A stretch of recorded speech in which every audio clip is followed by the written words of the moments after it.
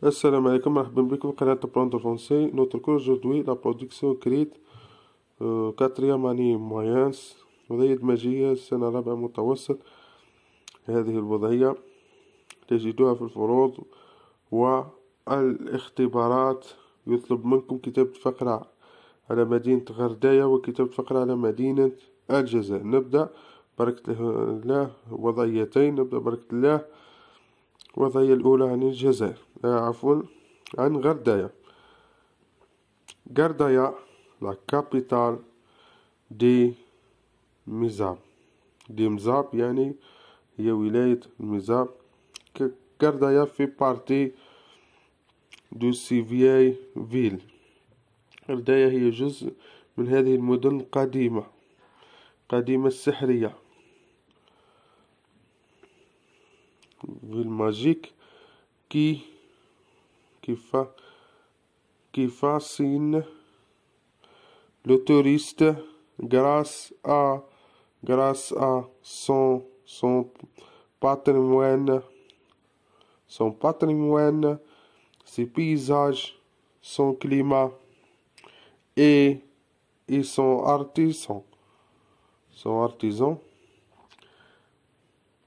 والتي تبهر قلنا السائح بفضل سحرها، تراثها، مناظرها الطبيعية، مناخها وحيلتها التي تتواجد فيها. On passe العرض. D'abord cette ville émerveille. هذه المدينة تبهر زوارها. merveille معناتها تبهر. visiteur par sa simplicity، ببساطتها، et son originalité، وأصالتها.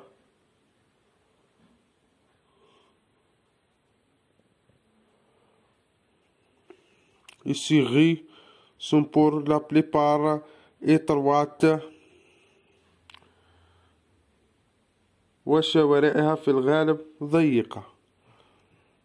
De plus, à Gardaya, on découvrira des magasins bien fournis et des boutiques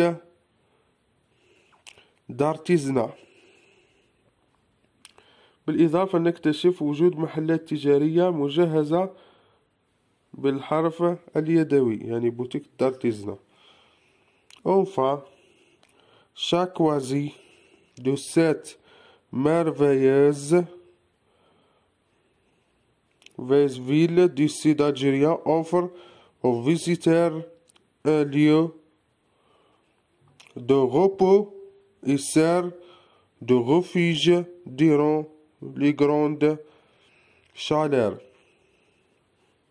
في الأخير، كل واحد في هذه المدينة الرائعة تتوفر في جنوب الجزائر للزائر مكان للراحة، تخدمه ملجأ أثناء أيام الحرارة الكبيرة.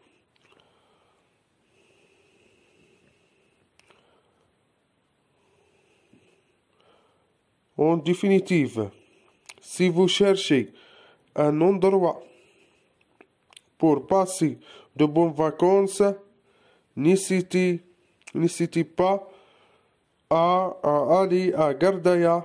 Elle est sans doute l'une des villes les plus algériennes grâce à sa simplicité. وفي النهاية، إذا كنت تبحث عن مكان لقضاء عطلة، لا تتردد إلا الذهاب إلى غرداية. هي إحدى المدن الأجمل في الجزائر، أفضل ببساطتها، يعني simplicity.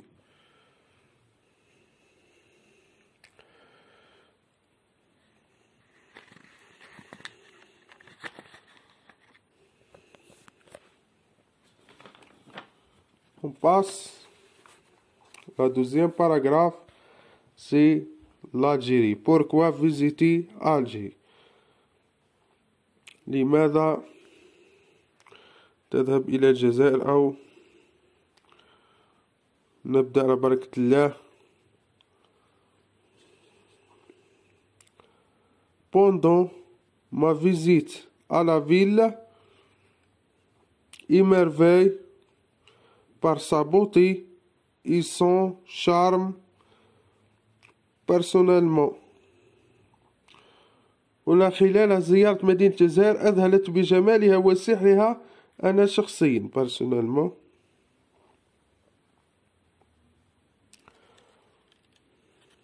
Je trouve que cette ville est l'une des plus belles destinations touristiques au monde.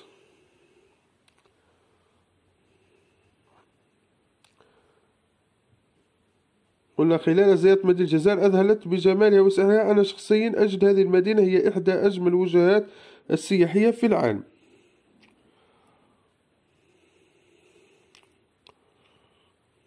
D'abord, Alger est une ville magnifique. Ensoleillée et côtière, le mélange de montagnes, de mer Méditerranée et du lieu urbain lui donne des paysages agréables. الجزائر العاصمة هي مدينة رائعة مشمسة ساحلية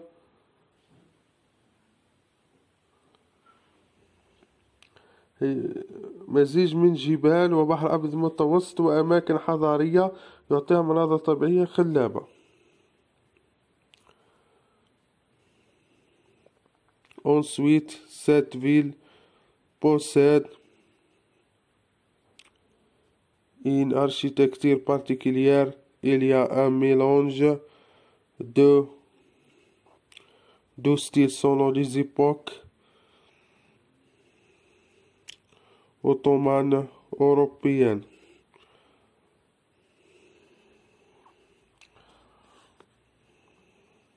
هذه المدينة تملك هندسة معمارية خاصة خليطة من الأنماط على حسب العصور الروماني والأوروبي. العصور الروماني أوروبي les époques ottomanes européennes. De plus, on trouve dans cette ville des lieux touristiques comme le Kasbah, le mémorial du martyr et le jardin d'essai.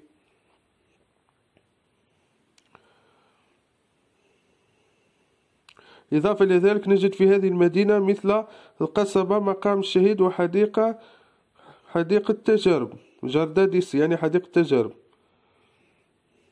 Aussi les habitants sont très chaleureux et accueillants, ce qui vous donnera l'occasion d'échanger avec eux et de passer de très bons moments. Enfin, le climat d'Alger est très agréable grâce à sa situation géographique. N'hésitez pas de visiter Alger la Blanche pour profiter de sa beauté et découvrir ses richesses naturelles et archéologiques.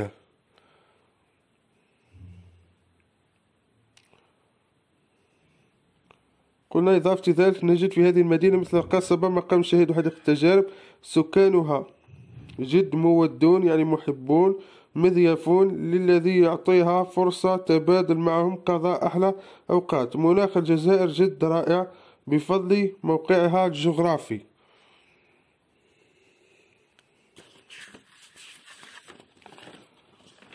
وفي الخاتمة قلنا بأن نيسيتي با يعني لا تتردد في زيارة الجزائر البيضاء واكتشاف ثرواتها الطبيعية والأثرية. هي أرشيولوجيك. ها هي الفقرة، ولا اللقاء على درس آخر إن شاء الله. لا تنسوا الاشتراك في القناة مع تفعيل زر الجرس ليصلكم كل جديد.